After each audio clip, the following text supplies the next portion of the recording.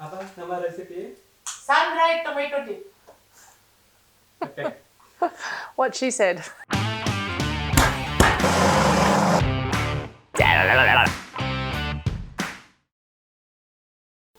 We're going to give this a go. I'm just going to play with it to just work out how can I get more flavour. Now, I know I'm going to need a lot of oil.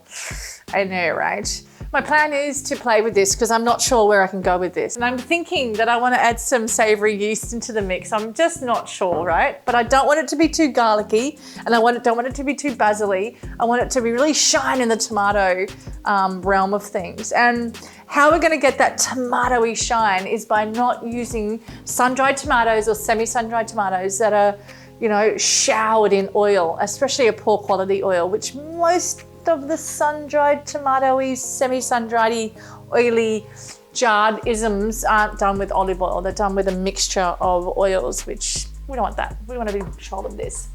That's why I'm using these dried sliced tomatoes. Have you guys seen these before? No. They're amazing. So all they are is sliced aroma tomatoes, and they're dehydrated, and they're just as they are, no oil. And they are delicious. Is it more intense? Oh, it's so intense. It's like, it's so tomatoey. It reminds me of tomato paste.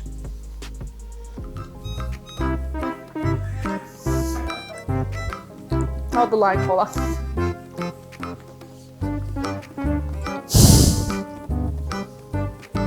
They're really chewy.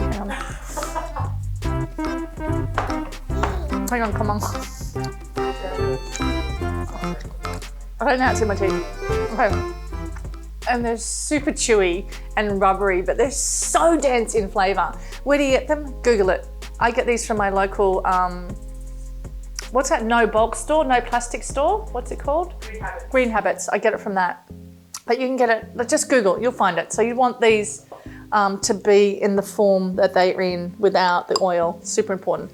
Straight into the food processor.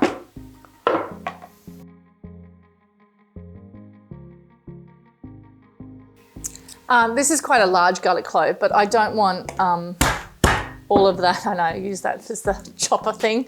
I'm just going to take half of it. I'm not going to grate it or anything. It is as it is. And leave that other half for later. And then I want some basil leaves. How many? I don't know, like just a handful really. So let's have a look what a handful looks like. For me, that's about a handful of basil leaves. I'm just going to rip them up.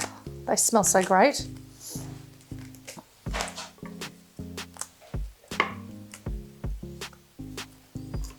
Okay, salt and pepper, 100%, building blocks of flavour. Super important. Super important. I can't express it enough. And this is, if you can nail getting these sun-dried tomatoes, I swear to God, you're never ever going to buy the crap in the supermarket that's bottled up. You know, you've seen them just with shitty oil. You've got no control over that oil, and you've got no control of that salt. Now this is the thing, you asked me before how much oil. Yeah. I can't tell you that, but I can tell you it's going to be around about a cup.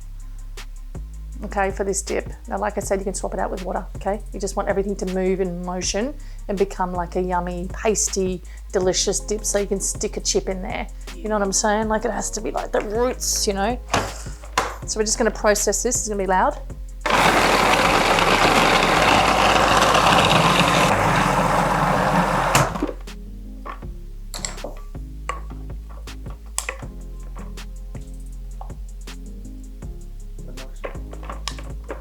Smells bloody excellent, doesn't it, eh? Look at it right now. It's not even dippy form, is it? It's not dippy form. No. Right? And that's why I've got to put the oil in. Get it? Yeah. It's just like crumbling away.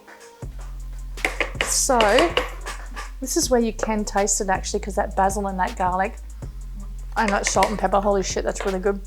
Okay, this is where I'm going to dump oil in here now.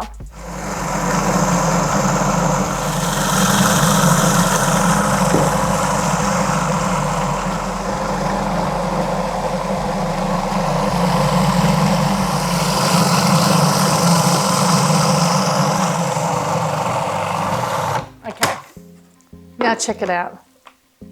Now we're at a dippy kind of, see, we're getting like nice and textured, you know, yum. It's like a sun-dried tomato dip. It's seriously really, really good. And I don't even want to put savoury yeast in there, I was going to, but the basil and the garlic just brings it home. So that's the simplicity of it. And I'm excited to share this with you. And it does last a good week and a half actually. And it's wonderful like on like a pita bread, a salad sandwich. If you've got a beautiful stew happening that needs tomato, put this in at the end because it really does create really beautiful flavour. It's just endless what you can do with this and add it to your kind of world. You know, if you're at a barbecue, you can add chili in it. There's just so much you can do. You can make it sweeter. It's just a baseline dip, which I'm going to stick on a platter right now and share with everybody in the studio.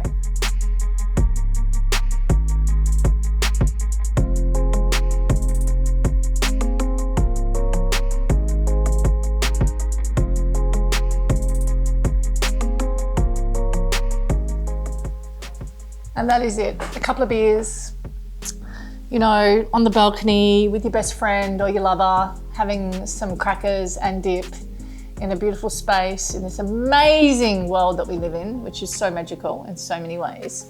And that to me is the essence of cooking with real food. If you want more of me, I'm in a book called Plant-Based Love Stories. It's my new cookbook. It's amazing. And it's dealing with ingredients from as close to nature intended it to be with low human interference. So this is low human interference. We are doing the processing. We're adding the oil. We're adding the salt. So we're in charge of things. And the entire book is an orchestration of love stories and, you know, alchemists and influencers, ingredients that I've met over the years. So if you want that, click the link below because it's pretty epic. I'll see you soon. Bye.